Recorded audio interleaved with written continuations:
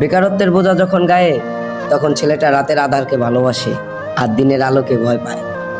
18 বছর বয়সী বেকার ছেলেটা এখন আর তার বাবার চোখের দিকে তাকিয়ে কথা বলতে পারে না। তাই তো দীর্ঘদিন একসাথে খাবারটাও খায় না। এক সময় স্বপ্ন দেখতো, আর এখন স্বপ্ন দেখায়। বাস্তবতা ধাক্কায় জীবন কতটা পরিবর্তন হয় একমাত্র 18 বছর বয়সী বেকার ছেলেটাই শিখায়। ঘরের বেকার ছেলেটা ঝোল হিসাবে বাবার শরীরে রক্ত পান করে, আর ভাত হিসাবে বাবার শরীরের মাংস চিবায়। হঠাৎ নিজের কাঁধে দায়িত্ব দেখে হতাশায় পড়ে যায়।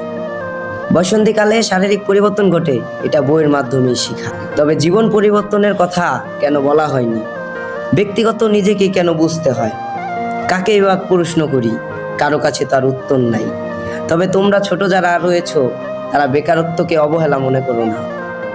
একটা অবাক করা বিষয় হচ্ছে, আমরা 18 বছর বয়সী ছেলেরা দেখাই যে আমরা